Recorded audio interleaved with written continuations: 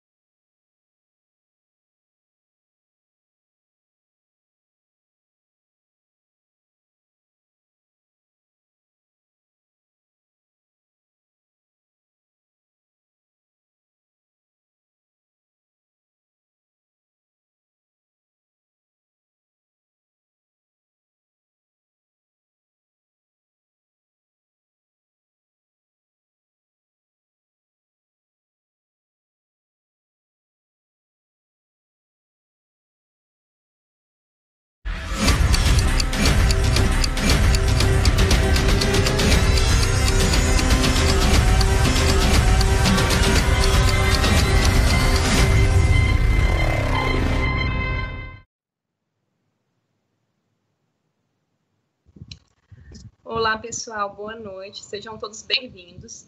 Acredito que alguns já estão enjoados de ver minha cara aqui, mas para quem não me conhece, meu nome é Juliana Carvalho, né? Faço parte aí da FEAGRE, sou estudante de Engenharia Agrícola aqui no Instituto Federal, no campus de Urutaí. E antes da palestra, de apresentar a palestrante, quero dar uns recados importantes para vocês. Após a palestra, nós teremos os momentos, né, para perguntas, que podem ser depositadas aí no chat. Também tem um recado importante, que teve alteração na palestra de amanhã, de ILPF, com o Fábio.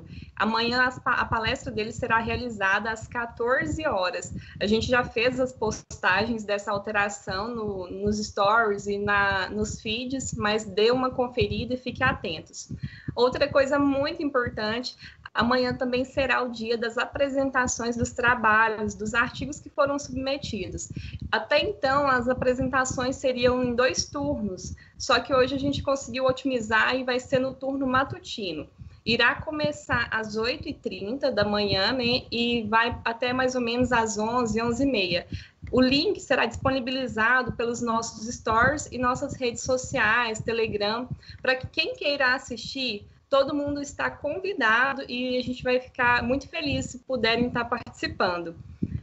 Nós divulgaremos o link e espero que, para quem for assistir, só entre com o microfone e câmera desligado, para não atrapalhar a apresentação, caso alguma já esteja, né, em andamento. Também vamos divulgar os horários, e aí, às vezes, se tiver só uma palestra de interesse, vocês conseguem assistir somente aquela palestra.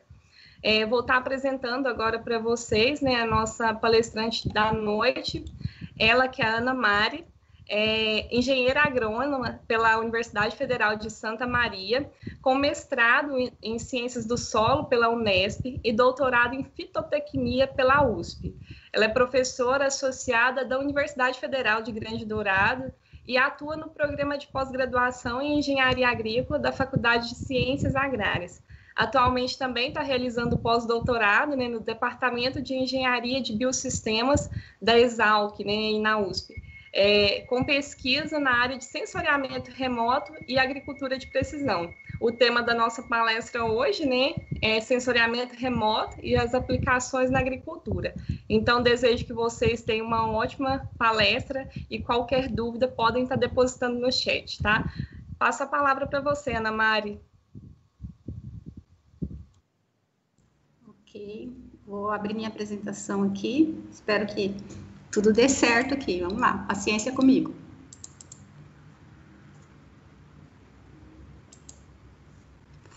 Tá aparecendo? Ainda não. Não. Tá.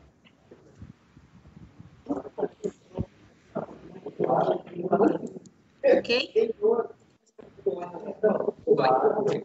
Sim? Eu não ouvi, tá ok? Tá ok, tá certinho. Tá ok. Ok. Então, agradeço o pessoal da FEAGRE que fez esse convite para a gente conversar um pouco sobre essa área tão interessante. Agradeço o João Vitor, que entrou em contato.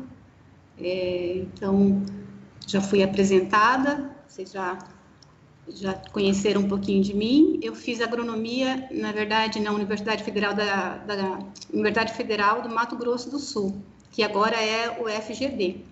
E eu vim para cá esse ano, para Piracicaba, para fazer o doutorado justamente porque trabalho nessa área de geoprocessamento e realmente o conhecimento está avançando muito nessa área de sensoriamento remoto. São muitas as aplicações, são muitos os questionamentos que a gente tem sobre essa área. Eu iniciei os meus trabalhos com sensoriamento remoto ainda no doutorado, que eu concluí em 2008, utilizando um sensor proximal para determinar a deficiência de nitrogênio em algodoeiro. E de lá para cá a gente vem estudando um pouco, né, sobre esse assunto. Então, nós vamos ter aí umas pinceladas. Eu sou uma usuária do sensoriamento remoto, então tem muitas lacunas ainda, inclusive naquilo que eu conheço sobre o sensoriamento remoto. Mas realmente é uma área apaixonante e acho que vocês que são estudantes da área de engenharia agrícola, é um campo excelente para vocês se especializarem, se dedicarem um pouco.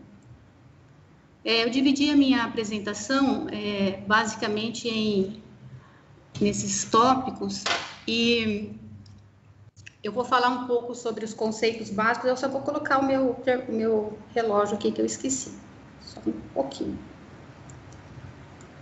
Então, falar um pouquinho sobre alguns conceitos básicos, porque eu penso que para a gente entender o sensoriamento remoto, precisa desses conceitos básicos para a gente poder falar de aplicação.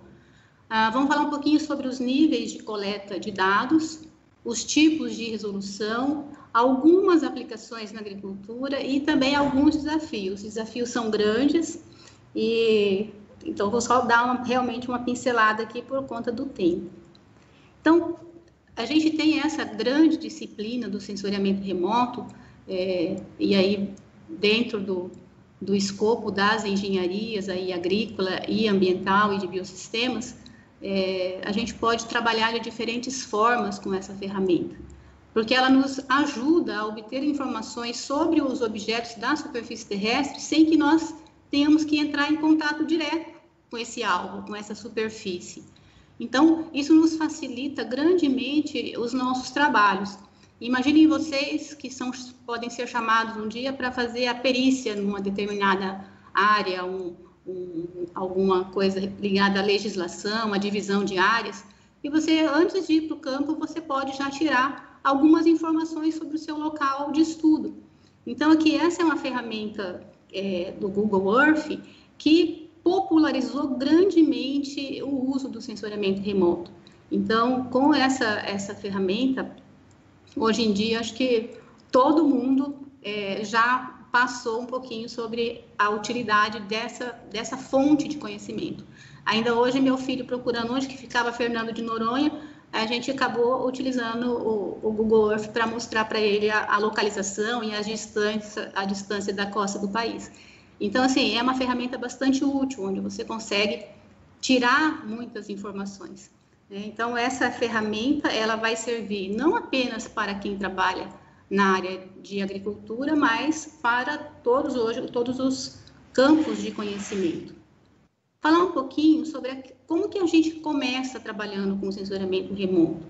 Nós temos uma fonte de energia eletromagnética que emite uma radiação para nós, que é o Sol. Então, o Sol, ele emite constantemente uma energia, e essa energia, ela passa pela atmosfera, uma parte dela passa pela atmosfera e atinge os alvos da superfície terrestre. Uma parte dessa energia a atmosfera barra. Então, essa energia, a gente não consegue trabalhar com o sensoriamento remoto, porque ela foi barrada pela atmosfera. E aí é bom que a atmosfera faça isso, porque alguns comprimentos de onda vão ser prejudiciais para a vida aqui na Terra.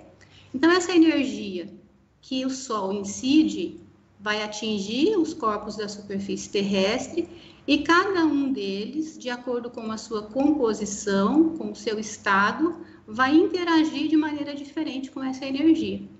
Então, uma parte da energia que saiu do Sol e atingiu esses alvos, uma parte vai ser absorvida, por exemplo, pelas plantas que fazem a fotossíntese. Então, uma parte é absorvida, uma outra parte ainda é transmitida e uma outra parte é refletida, volta, né? Então, essa energia refletida, normalmente, grande parte dos sensores que trabalham que operam no sensoriamento remoto, vão trabalhar com a energia que foi refletida pelos alvos. Então, essa energia refletida, ela vai ser captada por um sensor que pode estar a bordo aqui, por exemplo, de um satélite de sensoriamento remoto. Ou pode estar a bordo de uma aeronave, ou pode estar a bordo de um drone, por exemplo, né? Mas o funcionamento do processo, ele vai se dar para qualquer um dos tipos de métodos que a gente tenha de coletar essa resposta, até mesmo para aqueles sensores que a gente utiliza a nível terrestre. E aí, então, falar um pouquinho sobre o espectro eletromagnético, porque essa é a fonte, né? Esse é o tipo de dado que a gente vai trabalhar. Então, o espectro eletromagnético, essa energia que o Sol emite, ele tem desde ondas de comprimento muito curtos e alta frequência, então eles são prejudiciais para a vida. Eles são usados aqui, os de ondas muito curtas, por exemplo, o raio-x nas áreas de medicina, mas em termos de sensoriamento remoto, a gente não vai utilizar essas ondas muito curtas.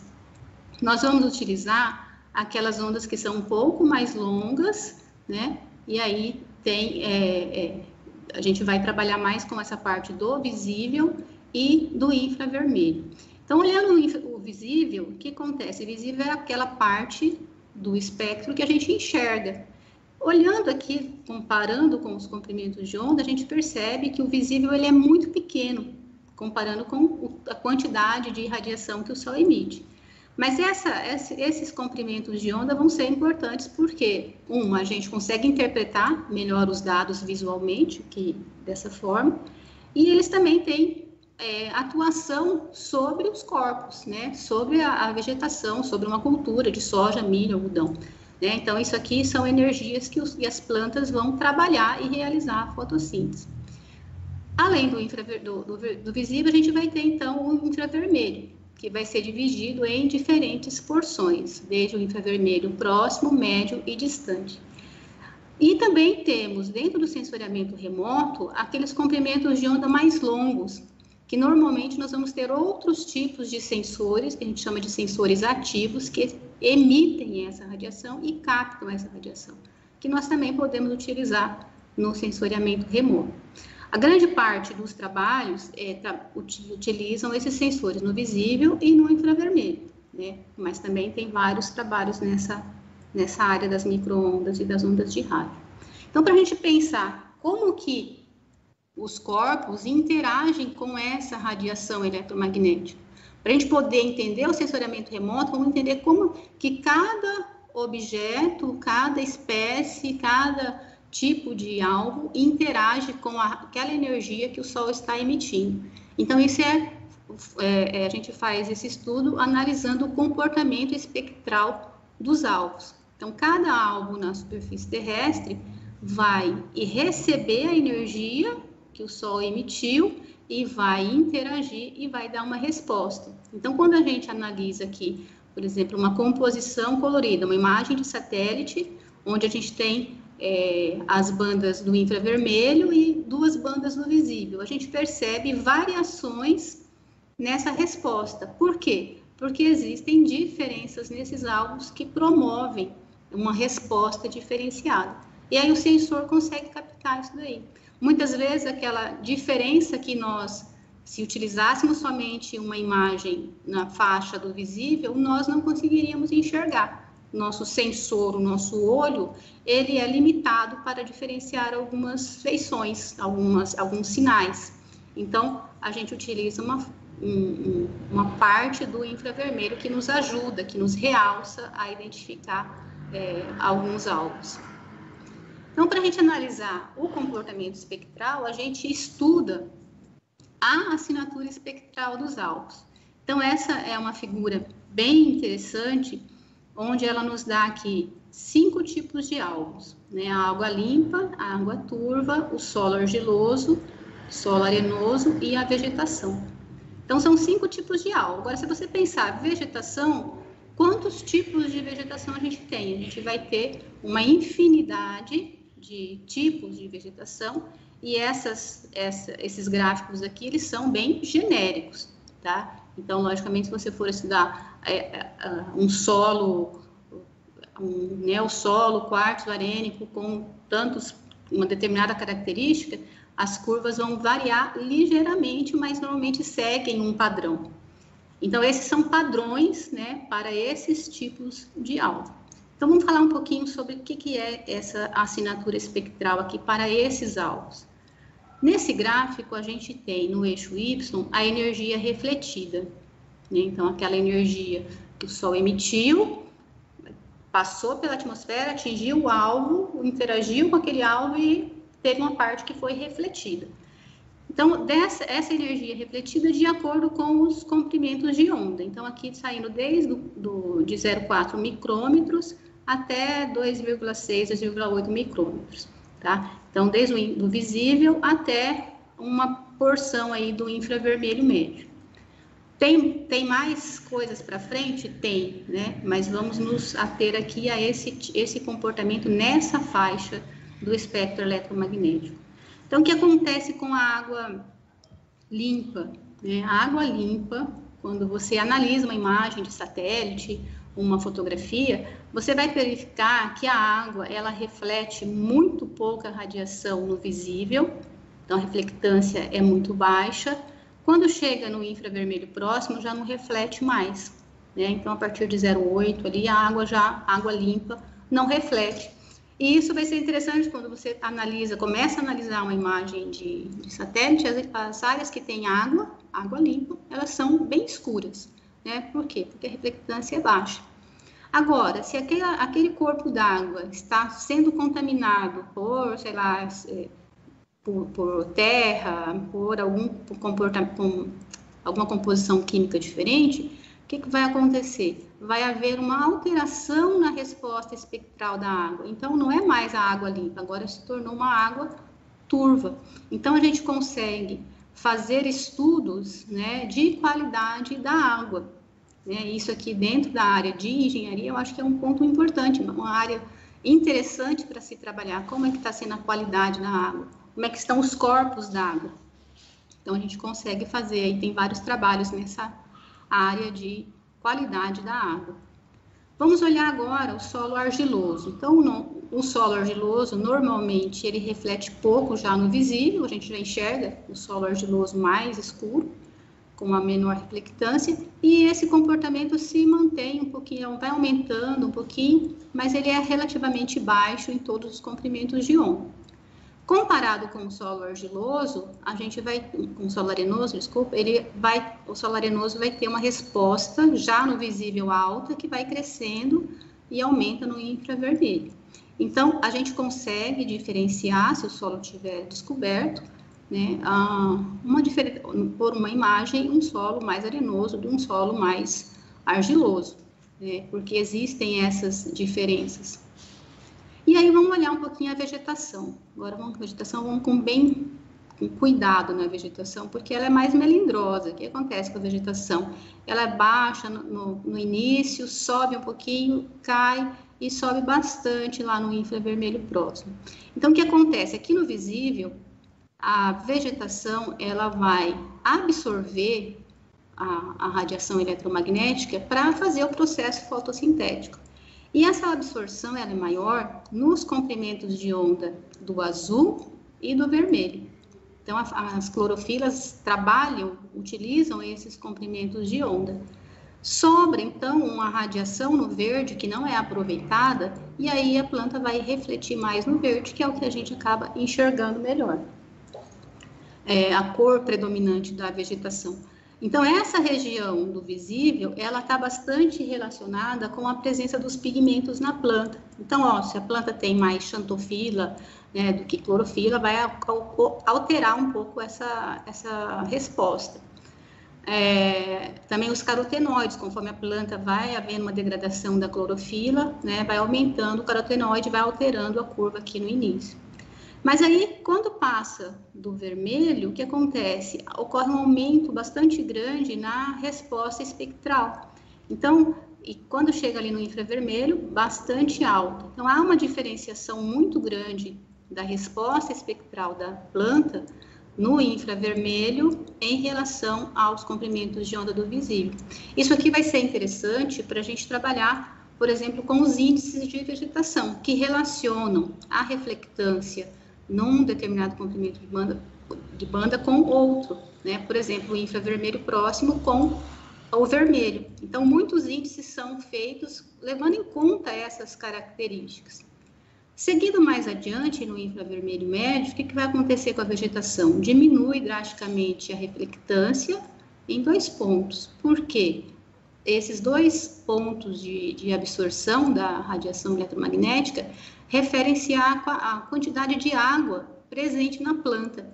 Então, plantas que sofrem estresse hídrico vão sofrer alterações nesses pontos, nesses comprimentos de onda. Então, isso é bastante interessante para a gente fazer os estudos aí relacionados à irrigação e à quantidade, ao estresse hídrico que a planta pode estar passando. Essa curva, logicamente, vai sofrer alterações conforme o estresse da planta, né? Então, uma planta estressada, ela vai haver alterações aqui na resposta no visível e no infravermelho, e aí a gente consegue identificar alguns estresses, né? Analisando esses pontos aqui da resposta espectral. Então, vários fatores vão afetar essas respostas da vegetação. É bem interessante a gente pensar também, quando se estuda sensoriamento remoto, que a gente não consegue fazer milagre com o sensoriamento remoto, né? Então, a gente tem que trabalhar pensando sempre em ter uma visão do conjunto. Quando a gente pensa em agricultura, por exemplo, a coisa não é simples, existem toda uma interação de clima, né, de solo, de variedades, de condições de doença, de pragas, que podem alterar as respostas espectrais. Então, tomar muito cuidado aí quando a gente vê alguns trabalhos, algumas pessoas vendendo algumas soluções meio milagrosas. Então, acredito que não tem muito milagre, porque são vários os fatores que vão afetar e podem alterar essa resposta espectral. Então, de maneira geral, assim, bem rapidamente, os fatores morfológicos podem alterar essa resposta numa imagem, por exemplo, a densidade da cobertura vegetal. Se a gente tem pouca densidade e tem uma resposta, ao invés de ter a resposta da vegetação, a gente vai ter a resposta do solo, ou da serrapilheira, ou de uma cobertura morta que esteja ali. A largura das folhas também vai afetar essa resposta espectral.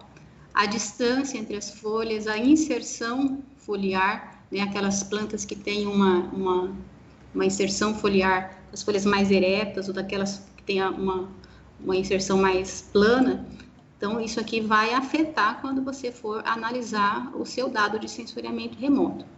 Também os fatores fisiológicos, né? A idade da planta. Conforme a planta é muito novinha, ocorre uma determinada formação dos componentes fisiológicos. Conforme ela vai amadurecendo, vai se maturando, vai alterando. Então, a idade vai ter um papel importante. Além disso, quando a cultura ainda é nova, você tem, associado com a idade, você tem também baixa densidade de cobertura vegetal. O déficit hídrico, que a gente tinha comentado, bastante importante, o tipo e a espessura das folhas e a presença de nutrientes. Então, quando a gente fala de nutrientes, né, vamos pensar, normalmente a gente estuda muito o sensoriamento remoto para aplicação, correção da deficiência de nitrogênio, mas outros nutrientes vão alterar essa resposta, né? Vamos pegar no visível, quando você tem uma deficiência de magnésio, por exemplo, ocorre uma clorose internerval, isso aí vai alterar essa resposta, também vai alterar a composição da clorofila na planta. Então, os nutrientes vão ter respostas aí sobre essa resposta que a gente vai ter no sensoriamento remoto. Vamos falar dos níveis de coleta de dados. Então, a gente pode ter, então, todo esse processo de interação da radiação, a assinatura espectral, ele vai acontecer independentemente do nível que você está coletando o seu dado, né? Se ele vai ser lá com um satélite que está orbitando a Terra a 700, 800 quilômetros de altitude, né? Então, ou o processo vai ser semelhante se você estiver com um drone ou com um radiômetro terrestre. Então, esses princípios básicos aí, esse conhecimento básico é interessante a gente estudar para que a gente possa analisar bem os nossos produtos. Então, a nível orbital, a gente tem uma série de satélites orbitando a Terra e coletando informação constantemente, né? Então, quando você pega aí alguns sites que mostram as constelações, a quantidade de satélites orbitando é muito grande. Alguns são lixo espacial, porque vai perdendo a vida útil e vai se tornando lixo espacial. Mas existe uma quantidade de satélites que estão ativos coletando as informações. Neste momento, provavelmente tem alguns satélites aí passando aqui sobre a gente. Então, existem vários satélites. Do ponto de vista orbital, a gente tem satélites desde resolução espacial grosseira, vamos pegar aí o MODES, e temos também satélites que têm uma resolução espacial melhor, que a gente pode utilizar mais diretamente na agricultura. Por exemplo, a série de satélites Landsat, com uma resolução espacial de 30 metros, é bastante interessante para algumas aplicações. Quando a gente pensa a nível de talhão, já fica mais complicado, né, uma resolução maior, mas existem outros. Então, hoje a gente tem o Sentinel, que tem uma resolução de 10 metros, a gente consegue uma resolução de 10 metros em algumas bandas, e tem outro daqueles satélites que são pagos, né? Então, você trabalha, vamos supor, daqui 2 anos, não sei quais anos que vocês já estão trabalhando alguns, você pode ter uma sua empresa que vai trabalhar com sensoriamento remoto, vai prestar alguma consultoria, e você vai comprar uma imagem com uma resolução que atenda melhor às suas necessidades. Então, você pode trabalhar com vários satélites aí que estão orbitando a Terra com resoluções melhores, né, do que o Landsat, do que o Sentinel, do que o Cibers, que também melhorou bastante agora a resolução. A gente vai falar mais à frente. Então, tem vários satélites que a gente pode utilizar para aplicação em agricultura. No nível suborbital, então, a gente tem desde do levantamento aéreo com aeronaves, que já é um pouco mais caro, porque você tem que ter toda uma estrutura de voo, mas se popularizou muito agora a utilização dos drones, né? Então, esses dois veículos, eles se enquadram aqui dentro do nível suborbital, né? E aí vai ter altitudes aí variadas, de 100 metros, 200 metros, 300 metros, 500 metros, dependendo do aparelho que você estiver utilizando. E aí, no caso dos drones, também da legislação. E nesses veículos, você tem vários sensores também que podem coletar a informação. Então, num drone, qual é o tipo de sensor que você vai colocar, né? Isso é uma coisa que tem que se pensar. Só tirar uma imagem por tirar, às vezes não resolve muito, né? Então, tem que pensar o tipo de sensor que você vai colocar. E também temos a coleta de dados a nível terrestre. Então, existem sensores já no mercado para serem acoplados ao maquinário, né? Vamos colocar aqui um trator. Conforme esse veículo vai se deslocando na lavoura, ele vai coletando dado. Diferença desse para esse, além de várias diferenças, mas aqui você não vai ter o dado na forma de imagem, você vai ter o dado na forma, um valor, na verdade. E aí você vai correlacionar com as características da sua lavoura, né? Índice de área foliar, teor de nitrogênio, aí várias outras características. Mas existe já no mercado esse tipo de equipamento. Vamos falar um pouco sobre resolução, que diferencia bastante, né, os sensores. Então, a gente tem basicamente 4 tipos de resolução que a gente tem que pensar quando vai fazer um trabalho, o que eu espero de um determinado sensor. Então, a gente tem a resolução espectral, espacial, temporal e radiométrica. Quando a gente pensa em resolução espectral, anota aí, tá, gente? A que se refere essa resolução espectral? Se refere à largura da banda espectral na qual a imagem é adquirida.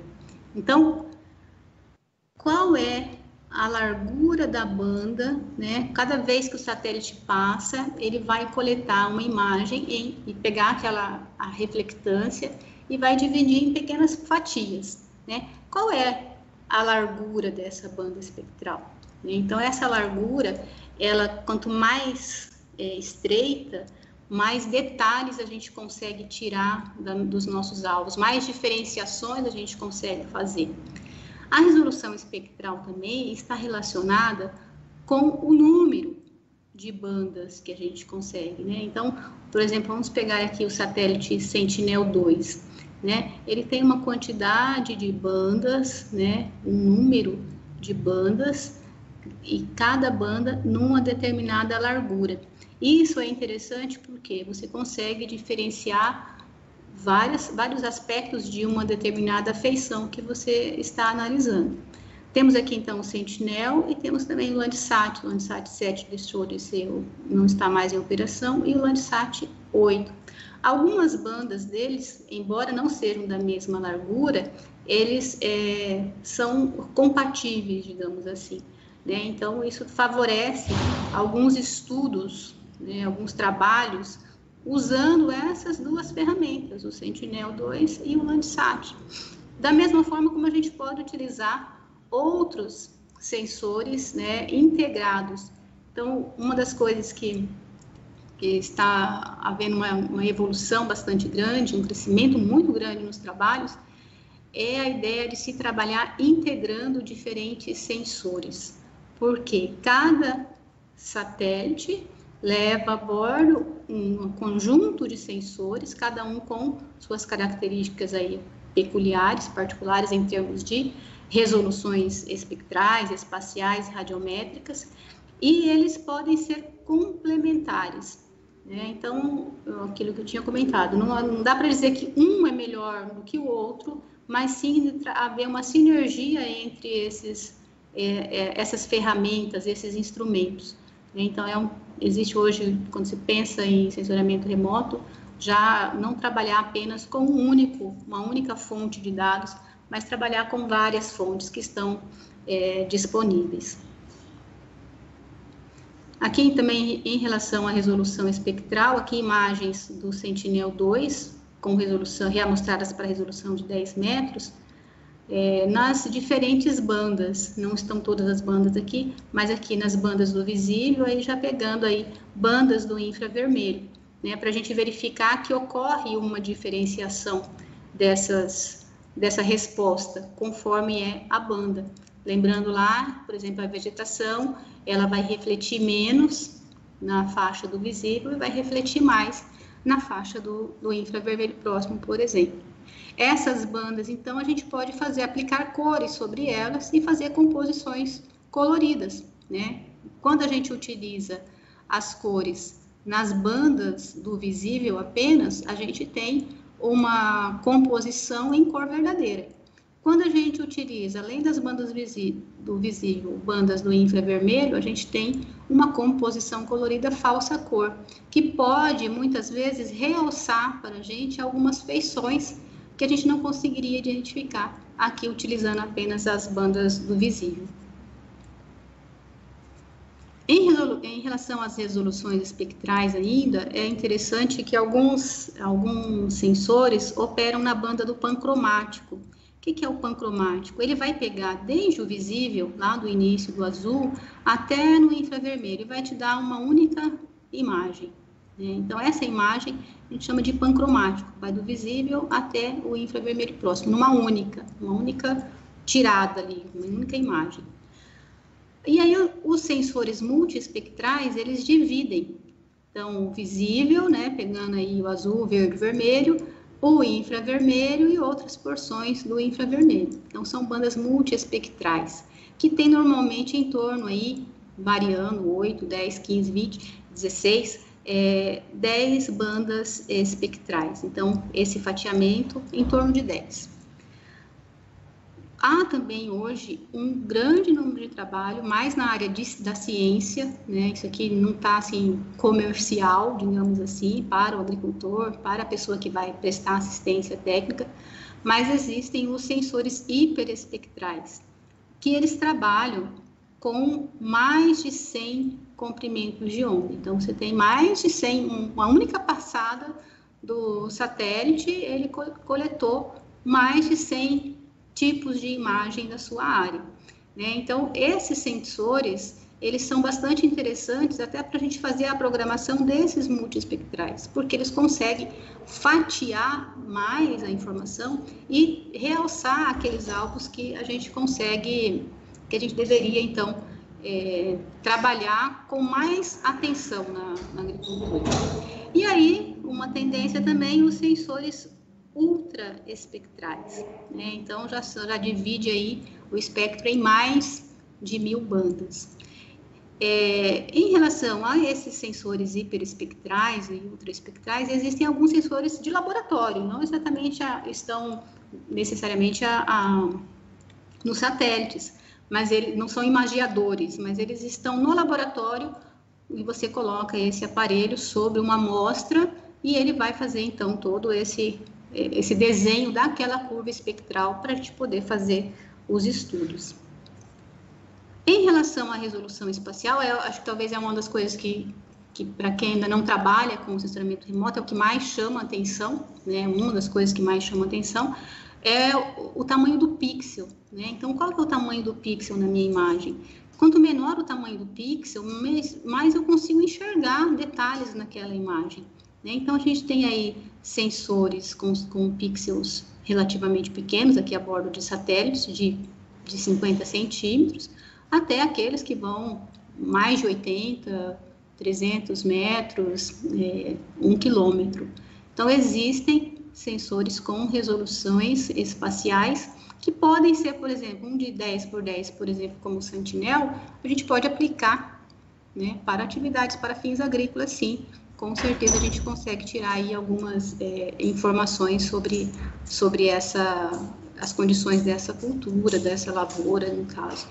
Então, a gente consegue trabalhar com diferentes resoluções. Então, a ideia também é de se trabalhar com sensores diferentes. Por exemplo, você tem um Landsat que tem uma resolução de 30 metros, uma banda pancromática com 15 metros, e aí faz uma combinação com o Sentinel, pode ser bem interessante para você ter mais informações.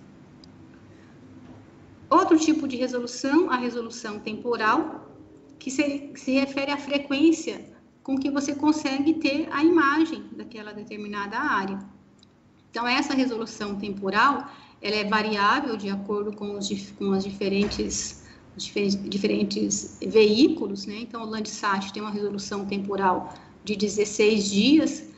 Esse é um problema no caso das culturas agrícolas, porque muitas vezes o que vai acontecer? O satélite está passando sobre a sua área naquele dia, só que tem nuvens, né? Então aí você não consegue tirar a informação. Então pode ser que muitas vezes durante o ciclo da cultura a gente consiga poucas imagens, né? Mas é uma fonte de dados bastante interessante. O Sentinel-2, com uma resolução espacial temporal de 5 dias, vai fazer com que a gente associe com o Landsat com uma melhor resolução. Então, fecha para mim a porta, Fer. Então, isso aqui a gente vai ter uma resolução, trabalhando com os dois, a gente pode melhorar a resolução dos nossos dados, né? O CBERS, aqui o CBERS tinha uma resolução de 26 dias, agora o CBERS 4A, que recentemente começou a liberar as imagens para a gente, está com uma resolução de 31 dias. Então, já fica, às vezes, você consegue poucas informações durante o ciclo da cultura. Embora, a gente vai ver, tem algumas vantagens aí para a gente poder trabalhar na área de agricultura ou área ambiental também. O Spot aí já é um satélite pago, né? Os dados aqui você vai ter que pagar, e aí, dependendo também da configuração, você consegue melhorar a resolução. O satélite Dove tem uma resolução diária, mas também você precisa pagar. O interessante aqui do Dove é que ele é fornecido por uma empresa que chama Planet, e você, sendo estudante, trabalhando nessa área de sensoramento remoto, você consegue fazer um cadastro, eles liberam para você dentro da área que você vai trabalhar. Então, aqui, para fins de estudo, é bastante interessante. E os drones, as aeronaves, aí a resolução vai ser temporal, logicamente, vai ser variável de acordo com as condições que você tem, né? Se você tem veículo suficiente para mandar para fazer o sobrevoo, se tem pessoas treinadas para operar esse equipamento, se tem as condições de clima adequado, né? Então, aí são algumas variações, mas logicamente que vai melhorar bastante esse tipo a frequência dos dados que você pode ter. E aí vamos falar da resolução radiométrica. Então, aquela reflectância, né, aquela energia que os alvos refletiram, ele vai ser captado pelo sensor, e esse sensor vai dividir o sinal que a gente enxerga na imagem em tons de cinza, mas por trás tem um valor, né? Então, esse valor é que vai nos dar essa resolução radiométrica. Imaginem que a gente tivesse somente 2 valores, ou o meu alvo refletiu 0 ou 100, né? Ou abaixo de 50 é 0, ou acima de 50 é 1. Então, a gente teria uma imagem com 1 bit apenas em 2 tons de cinza, branco ou preto. Isso aqui não nos dá muita informação. Conforme a gente vai aumentando o número de sinais, vai melhorando a resposta, né? Aquilo que a gente consegue extrair daquela imagem. Então, é interessante que esse sensor divida bastante, né, esse sinal. Um problema de aumentar muito o nível do sinal é que a imagem também vai ficando mais pesada e o processamento vai ficando pesado, né? Mas a gente tem aí o Landsat com 16 bits, que vai nos dar mais de 65.500 níveis, né, de cinza.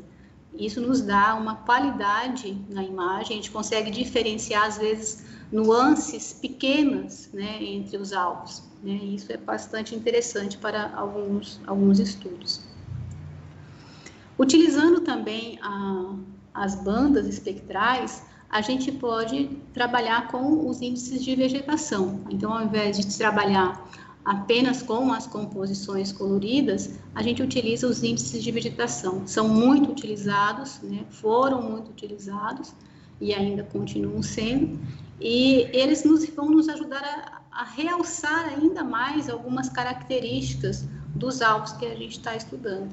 Além disso, eles têm assim, uma relação com muitas características biofísicas das culturas, por exemplo, da vegetação. Um dos índices de vegetação mais utilizados é o NDVI. Então, o que significa NDVI? Anota aí.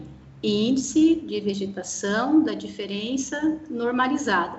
Então, esse índice, ele trabalha justamente com aquelas diferenças que a gente viu lá na assinatura espectral que envolvem a reflectância no infravermelho próximo com a reflectância no vermelho.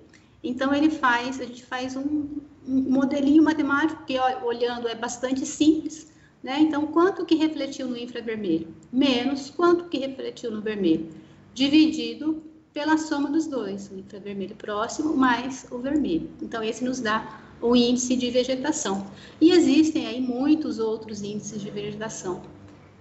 Atualmente, o NDVI anda perdendo um pouco espaço para o NDRE. Quem que é o NDRE? Ele vai trabalhar, ao invés de trabalhar com o infravermelho, ele vai trabalhar com aquela, quando sobe, lembra que na resposta espectral da vegetação, havia um local ali que a curva subia, né, onde ocorria um aumento maior da reflectância.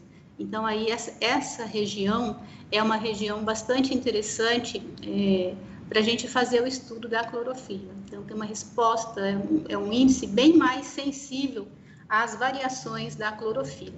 E existem uma infinidade de índices. Então, aqui trouxe para vocês, depois vocês pesquisarem, né? Hoje não, que vocês já vão estar cansados depois da palestra, mas se vocês olharem nesse site, Index Database, vocês vão encontrar uma infinidade de índices, né? As fórmulas, a fórmula original e os sensores que você pode utilizar para fazer. Então, são muitos sensores que você pode utilizar para fazer esse primeiro índice, e as aplicações, tá? Então, é bastante interessante que se tiver dúvida em algum índice, entra lá nesse site aqui do Index Database.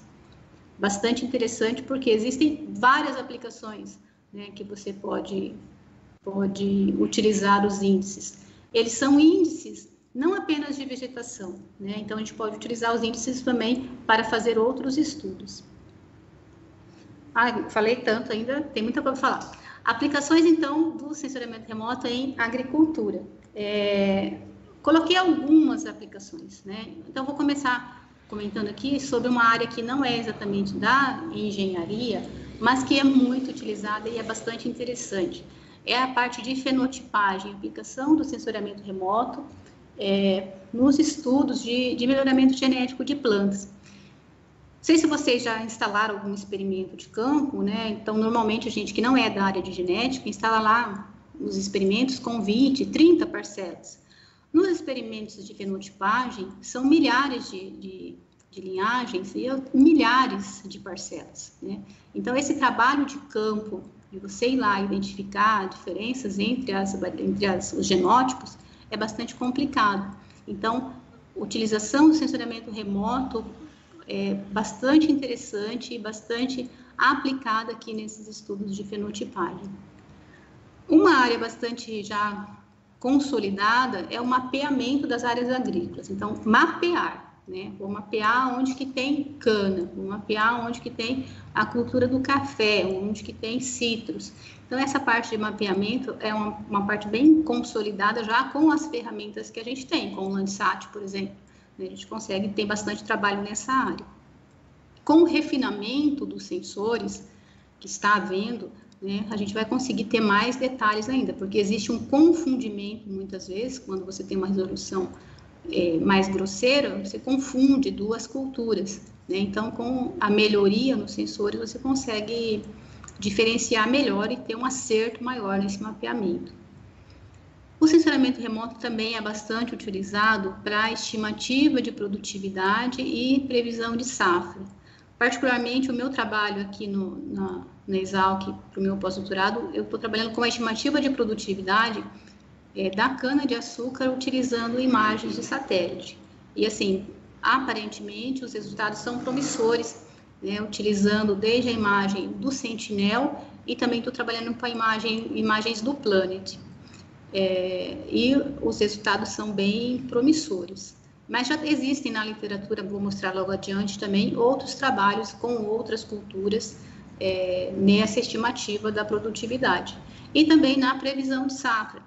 Então, vejam, essa questão da estimativa de produtividade e previsão de safras, ela pode se dar tanto a nível de talhão, né, a nível de fazenda, como também para mapeamento de áreas mais extensas. E aí você tem toda uma questão de escoamento de safra, de armazenamento. Então, são várias frentes, assim, que são relacionadas e que podem se utilizar do sensoriamento remoto. Também o monitoramento das culturas agrícolas, você dá uma assistência numa propriedade, você vai monitorar como que está em desenvolvimento daquela cultura. Esse monitoramento nos ajuda a detectar o estresse nas plantas. Então, aqueles estresses vão causar uma alteração na resposta espectral e a gente pode, quando dá tempo, ainda corrigir isso em tempo real, né, durante a safra. Então, esses estresses podem ser a nível fisiológico, fitossanitário e nutricional. E também nós podemos trabalhar com o sensoriamento remoto para o mapeamento e monitoramento de áreas sob irrigação. Essa é uma área bastante interessante, principalmente porque a gente tem que se preocupar cada vez mais com o uso da água, o uso consciente da água e o melhor aproveitamento. Qual é a produtividade da água? Né? Então, existem aí vários trabalhos de mapeamento, onde que está havendo o consumo de água, mas também a nível de propriedade aí para fazer a irrigação de precisão. Então, são vários trabalhos também nessa área. Aqui eu tenho um esquema de um trabalho bastante interessante, depois vou deixar para vocês essa referência, vale a pena ler esse trabalho. Ele mostra a representação esquemática do nível de complexidade das ligações entre as observações de sensoriamento remoto, então várias fontes de sensoriamento remoto e algumas características agronômicas, né? Então, a gente tem aqui a altura de plantas, o índice de área foliar, a umidade do solo, a produtividade das culturas. Vejam que algumas, por exemplo, o índice de área verde e a altura de plantas, ele considera como uma variável primária. Então, isso aqui, às vezes, é mais fácil de você modelar, né? Você estimar, utilizando o sensoriamento remoto, do que aqueles, por exemplo, a produtividade das culturas, que é uma variável secundária. Secundária por quê? Porque ela é resultado de uma série de outros processos. Então, você vai ter lá a sua produtividade, mas você tem uma interação de solo, de clima, de variedade, de doenças. Então, existe uma complexidade para você utilizar o sensoriamento remoto na estimativa da produtividade. E é interessante isso daqui para a gente pensar também nessa questão da integração das diferentes fontes, de tal forma que você consiga ter uma resposta melhor. Então, não dá para simplesmente o satélite passou, ou você fez um sobrevoo lá com o drone e já resolveu todos os problemas daquela lavoura, ou já estimou a produtividade, ou já resolveu tudo. Por quê? Existem vários fatores que estão ligados ali e que precisam ser bem analisados. A gente aqui tem um exemplo dessa questão da ligação das diferentes fontes no mapeamento digital de solos. Esse é um trabalho do professor Dematei e colaboradores, professor aqui da Exalc, na área de solos, onde ele utiliza várias entradas, né, para fazer o mapa pedológico, para fazer o levantamento pedológico de um solo. Então, ele utilizou alguns parâmetros relacionados ao modelo digital de elevação, ele utilizou amostras coletadas no campo, essas amostras passaram por um processo de análise química, análise de resposta espectral, utilizando esses aparelhos, esses espectroradiômetros para fazer a curva espectral dos solos e também utilizando dados do satélite Landsat. Então, cruzando todas essas informações, ele conseguiu uma melhoria na estimativa do mapa de solos, né? Então, ao invés de você fazer aquele mapa tradicional e lá abrir as trincheiras somente, você utiliza outras informações que vai enriquecer o seu resultado, vai dar uma confiabilidade maior. Aqui um trabalho de um colega do Laboratório de Agricultura de Precisão, aqui orientado pelo professor Molin, eles trabalharam com a cultura da cenoura, fizeram a estimativa da produtividade de cenoura utilizando o sensoramento remoto. Então, eles aplicaram um algoritmo estatístico para fazer essa predição. Então, eles usaram imagens do Planet e conseguiram aí também uma boa resposta. Olhando aqui visualmente no mapa, a gente percebe que as áreas são bastante compatíveis, né? Ou seja, você consegue gerar um mapa de produtividade utilizando uma imagem de satélite. Então, o índice de concordância, não coloquei aqui, mas ficou em torno de mais de 80%. Então, realmente ficou bem interessante para você fazer o estudo de estimativa de produtividade.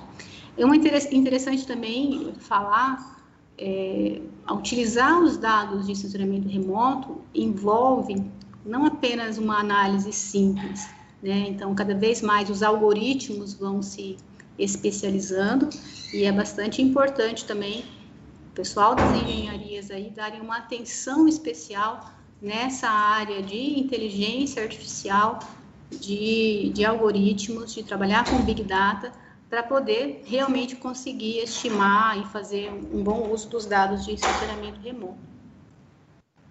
Também utilizando aqui o drone com uma câmera MicaSense, que é uma câmera multiespectral, trabalha aí com parte do visível e do infravermelho, monitorando aqui citros, né? Então, você consegue, com esse tipo de equipamento, verificar o estado de planta por planta. E isso é bastante interessante. Você começa a fazer agora um tratamento mais direcionado para aquela cultura. Bastante interessante, principalmente nessas culturas que são mais caras, que vão te dar um retorno, né, bastante grande. Então, isso aqui pode ser utilizado nos citros, mas pode ser utilizado no café também, alguma coisa desse tipo. Então, aqui no laboratório também a gente tem o colega Maurício, que trabalha com o drone, no monitoramento do cafeeiro. Então, tem bastante resultados interessantes também nessa área. O sensoramento remoto pode ser feito a nível terrestre, né? Então, aqui a gente tem um sensor para o monitoramento de dossel na videira, né? O sensor é o Green Seeker, que ele pode ser utilizado também para verificação de deficiência de nitrogênio, índice de área foliar. Esse foi um equipamento que eu utilizei quando eu fiz o meu doutorado, no caso, para verificar a deficiência de nitrogênio. Mas ele, com os resultados, você consegue correlacionar com outras características, outros atributos da cultura. Então, esse aparelho, ele é um aparelho comercial, aqui no Brasil, acho que tem algum representante, mas é bem caro aqui para a gente.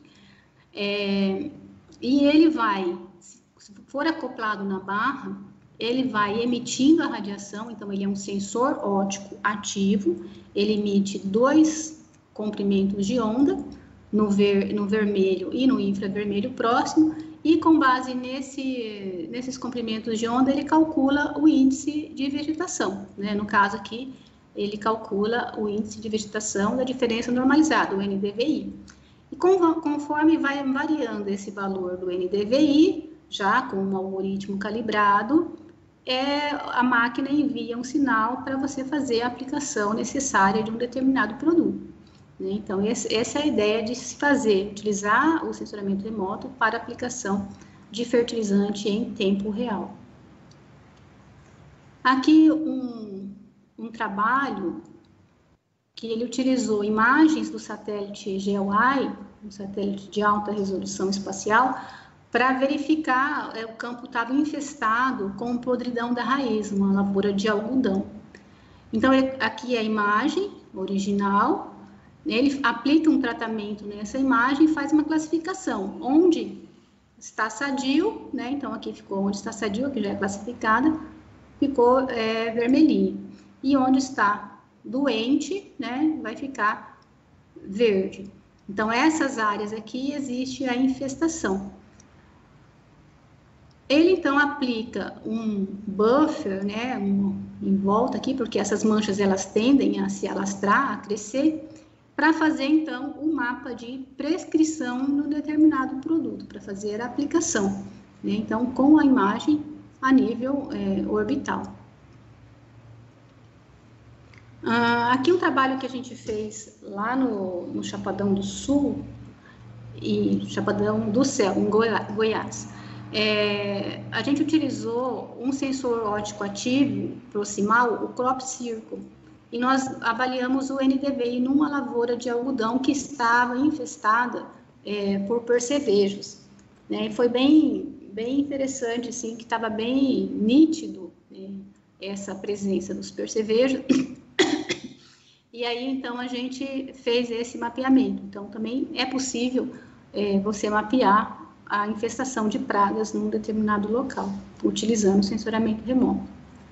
Também a detecção de áreas irrigadas, né? Aqui um trabalho na Índia, trabalhando com o uso do Sentinel-1, que trabalha com ondas no comprimento do radar, né? Ondas mais longas, e o Sentinel-2. O interessante do Sentinel-1 é que você pode utilizar dados independentemente da presença de nuvens, né? Então, você auxilia bastante a sua coleta de dados. E o Sentinel-2, então, trabalhando com os dois, foi possível uma melhoria na identificação das áreas irrigadas, né? Porque é uma região onde tem bastante escassez de água. Então, bastante interessante também e a parte do mapeamento em si. Mas também a gente pode utilizar o sensoramento remoto para fazer aí alguma estimativa de alguns parâmetros agrometeorológicos, né? Então, aqui um trabalho que o pessoal fez no Nordeste, Lima e colaboradores fizeram no Nordeste, utilizando o sensoramento remoto para avaliar aí algumas entradas nos modelos climatológicos, pensando na irrigação, né? Então, observaram aí uma boa correlação entre aquele valor, por exemplo, da evapotranspiração medida com a evapotranspiração estimada pelos modelos, utilizando os dados do sensoriamento remoto. Aqui também um trabalho desenvolvido pelo Carlos Jardim, foi meu orientado de mestrado, ele disse que ia estar assistindo aí, vocês podem fazer perguntas para ele. E ele também está trabalhando com esses elementos agrometeorológicos, utilizando imagens de satélite. Então, a partir das imagens, né, de NDVI, você consegue, não apenas a NDVI, mas o tratamento, você consegue avaliar esses elementos agrometeorológicos. E é interessante nessa região que ele trabalha, porque existem as áreas sob pivô, área de cultura irrigada, e as áreas de sequeiro. Então, você consegue melhorar o seu modelo colocando mais essas informações. Então, ele tem trabalhado lá com o coeficiente de cultura, evapotranspiração, saldo de radiação e temperatura da superfície. Então, esses dados, eles podem ser integrados num modelo, né, de balanço hídrico, e você consegue trabalhar melhor a sua irrigação. Então, existem aí vários trabalhos já utilizando essa ferramenta, visando melhorar a aplicação de água, melhorar a eficiência da aplicação de água. Também o LiDAR é uma tecnologia que emite uma luz, né, um laser, e você consegue, com essa tecnologia, você consegue ter uma imagem em 3D da sua cultura, da sua lavoura, ou de uma área ambiental. Então, está sendo bastante utilizado também, inclusive naqueles estudos de fenotipagem, eles estão utilizando, e tem dado aí bastante resultados favoráveis e positivos. Também falar sobre a missão SRTM, que foi uma missão que pretendeu avaliar o relevo de toda a superfície terrestre. Então, esse trabalho é muito interessante, porque a gente consegue, né, ter uma ideia de como que é o relevo. Você vai trabalhar numa determinada região, ou numa prefeitura, ou numa secretaria, e você consegue trabalhar em microbacias. Então, tem vários dados aí do mundo todo utilizando essa missão SRTM, bastante interessante também. Aí deixei aqui, por último, essa, já estou acabando, só para verificar a questão dos CIBERS, né, que eu fiquei realmente apaixonada por essas imagens dos CIBERS. O CIBERS é um consórcio do Brasil com a China, então esse satélite é uma parceria, né, do Brasil com a China, e o CIBERS 4A, que começou a liberar as imagens para a gente agora, acho que final de julho, ele tem uma resolução espacial na banda pancromática de 2 metros, né, e nas outras bandas multiespectrais com esse sensor, com uma resolução de 8 metros. Então, essa é uma imagem lá de Dourados, de uma região lá de Dourados, que eu fiz uma composição, fiz uma fusão, né, dessa cena, tem 92 quilômetros aqui de extensão, então essa imagem ficou bastante pesada no meu computador, eu tive que apagar, porque senão eu já ia começar a travar. Mas para a gente ver como que a gente pode aproveitar esse produto. Embora a resolução temporal não seja das melhores, mas a gente consegue ter uma... Então, aqui eu fiz essa é a cena total, aí eu fiz um recorte aqui só para a gente ter uma ideia do produto, né? Aqui já era a época que já estava colhido, né, as áreas, grande parte. Foi recentemente, em agosto, setembro, que eu coletei essa imagem. E aí eu dei um zoom maior aqui para a gente verificar a qualidade dessa imagem. Então, estou bastante animada com esse produto. Acho que dá para se fazer, embora a resolução temporal não seja das melhores, digamos assim, mas com essa resolução espacial a gente vai conseguir trabalhar em várias frentes, com certeza. Eu trago aqui para vocês alguns desafios, né? Assim, só umas pinceladas aí de alguns trabalhos que eu li. Vou deixar para vocês a referência aqui do Chaves, achei bem interessante, ele utilizando o drone, fazendo uma revisão sobre o uso de drones, o uso de sensoramento remoto e drones nos últimos anos na área de irrigação, e achei bem interessante por conta de que ainda precisa evoluir, né? Então, a gente está vendo o pessoal utilizando muito os drones, mas ainda precisa melhorar muito. Então, desafios aí para vocês que são engenheiros, vão ser ou já são engenheiros agrícolas, engenheiros de biosistemas, ambientais, é que a engenharia precisa melhorar, né? Acredito assim, a parte de construção, de engenharia no Brasil, a gente precisa ser mais bem visto, né? Então, penso que essa questão de facilidade de operação de drones passa pela construção dos drones, né? Então, eu penso que a engenharia, ela é a área que tem que olhar isso aqui, não apenas a aplicação. Estou trazendo aqui para vocês algumas aplicações, né? Não sou especialista em todas as aplicações, sei um pouquinho, mas acho que a parte de construção, né, a gente gerar tecnologia realmente brasileira é importante. E acho que esses eventos, como o CONEAGRI, também é para a gente levantar essas questões, né, para que as nossas engenharias realmente produzam esses produtos, né. Então, drones, né, de asa fixa, mais fáceis de se operar, tempos mais longos em aeronaves com múltiplos rotores, ou seja, com uma bateria que aguenta mais, sensores que conseguem dar uma resposta maior, onde você consegue melhorar a velocidade do mapeamento, câmeras, né, juntas ali num único pacote de câmeras multiespectrais, térmicas, RGB.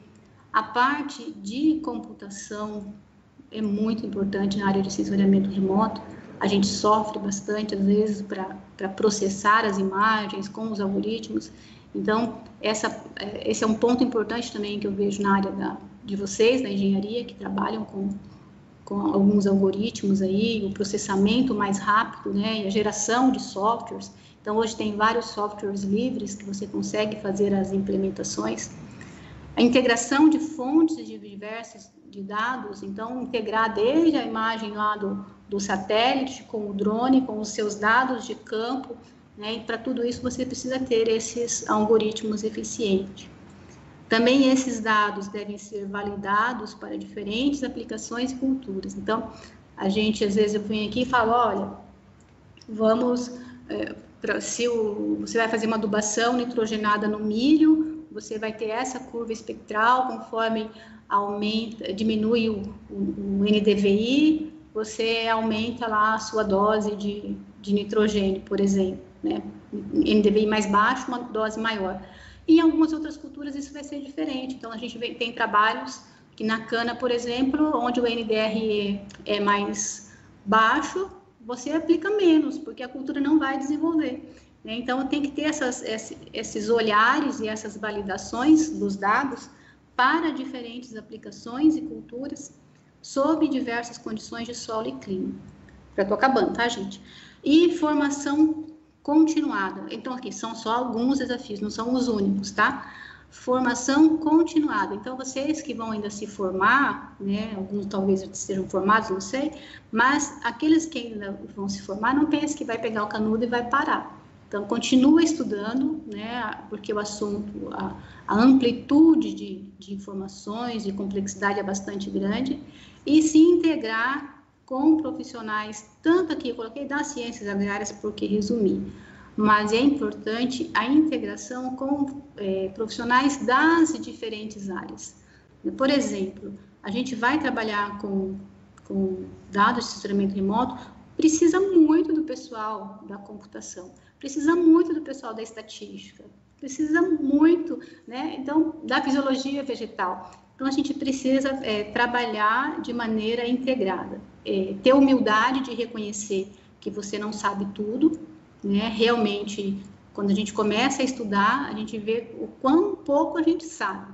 Então, dentro dessa área de sensoriamento remoto, trouxe para vocês aqui algumas coisas, mas falei pouco ainda, mas ainda vejo que não sei quase nada, porque o campo é muito grande, e tem muitas aplicações e muitos desafios.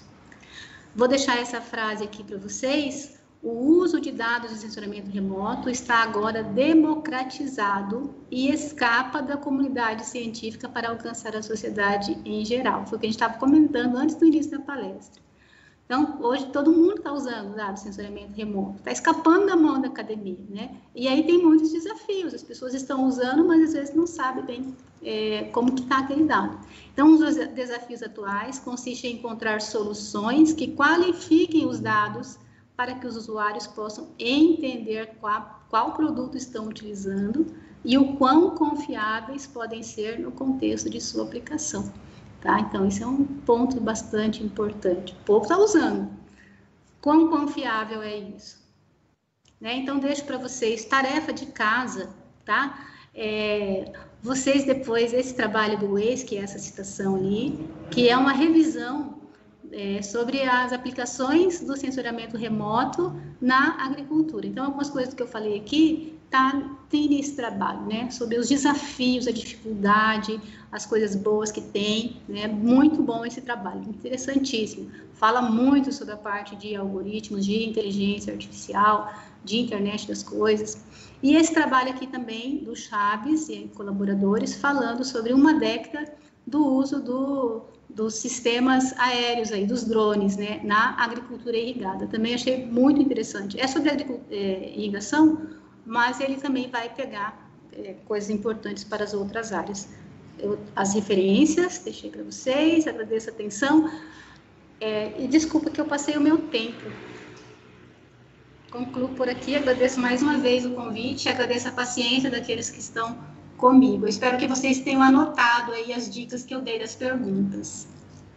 A gente que agradece, professora, pela excelente palestra. A gente estava conversando um pouquinho antes a respeito disso, que hoje em dia deixou de ser uma coisa de outro mundo, assim, uma coisa comum, e é exatamente a frase que tu trouxe ali no final, que ela já foi democratizada, então a gente tem que realmente se atualizar e correr atrás, e enfim. Tem vários elogios aqui no chat, inclusive acho que um orientado de mestrando, que o Carlos Jardim mandou uma mensagem dizendo que está orgulhoso de ter a senhora como orientadora do mestrado. Hashtag saudades. Outra coisa também, a professora Gisele, ela fez uma pergunta logo no início, onde ela diz: está havendo muitas contratações nessa área para identificar variedades específicas de uma determinada espécie e mais de um produto biotecnológico, um tratamento. Tudo isso para fazer a cobrança de royalties e de taxa tecnológica de outra forma. A senhora saberia dizer alguma coisa a mais sobre isso? Sim, tem. Essa questão dos royalties, a gente tem que pensar o seguinte, né? A empresa investe naquela tecnologia para gerar uma variedade, né? E aí existe essa questão da pirataria, né? Então, existe sim alguns trabalhos nessa área. O pessoal aqui, se não me engano, de São Carlos, Embrapa de São Carlos, tinha um trabalho bem interessante. Justamente essa região é uma região que tem muita cana-de-açúcar, né? E aí eles têm as próprias variedades, né? Então tem alguns trabalhos aí, tem algumas coisas que são sigilosas, algumas empresas não liberam todas as informações, né? Então a gente tem que pensar assim, uma empresa, normalmente ela tem uma equipe de pesquisa, essa pesquisa às vezes não chega para nós da academia, por exemplo. Então, até você comentou, se não me engano, no início, né, que a gente tem que correr atrás. Algumas empresas, de repente, o pessoal que está assistindo aqui vai sair da graduação e vai entrar numa empresa, né? Vai falar assim, nossa, eu não aprendi isso na universidade, né? Porque existem algumas empresas, vão pegar empresas grandes, multinacionais, que ela tem toda uma estrutura de pesquisa muito grande, né? Que a gente, na academia, né, na universidade, vocês aí sabem, às vezes, a escassez de recursos que a gente tem, né? E essas empresas, elas investem pesado, são milhões de dólares, né, que são investidos. Então, existe, sim, essa tecnologia para você identificar, né? Você consegue identificar. O meu esposo, Wagner Motomia, vou falar os nomes aqui porque eu não posso ser condenada. O meu esposo está fazendo um trabalho aqui na Exalc, ele está fazendo pós-doutorado também, na área de genética, utilizando um sensor Crop Circle para diferenciação dos genótipos, e está tendo resultados muito bons. E o Crop Circle é um aparelho relativamente, né, simples. Então, existe sim essa questão de se monitorar as áreas que têm uma determinada variedade, né, para se fazer a cobrança de royalties. E é possível, sim. Não vou saber dizer assim, qual exatamente um comprimento de onda específico, porque tem algumas coisas que são segredo, que eu não sei. A Laura perguntou aqui, alguns desses desafios, em maior parte, necessitam de acesso à internet. Como lidar como tal, principalmente no campo? Então, eu acho que hoje, assim, eu tenho visto uma ampliação da facilidade de chegar esse dado no campo, né? Então, existem aí alguns, pessoal da parte já dos sensores, né? Algumas informações que você consegue colocar uma internet via rádio, né, na própria propriedade, e você conseguir captar algumas informações. Não vou falar muito porque não é bem a minha área de atuação. Eu já vi que tem empresas de internet que estão investindo fortemente nisso, até mesmo para chegar a 4G, 5G. E a IoT, né, a internet das coisas, está aí para aumentar essa memória, né, para tu conseguir fazer a coleta desses dados, deixar isso salvo, e aí quando tu conseguir ter internet para isso, tu consegue fazer a relação dos dados, enfim, fazer a interpretação e conseguir interpretar para passar para o agricultor, né? Mas tem um detalhe, assim, que às vezes, em algumas aplicações, claro, né? Não adianta a gente pensar que vai ser milagroso, assim.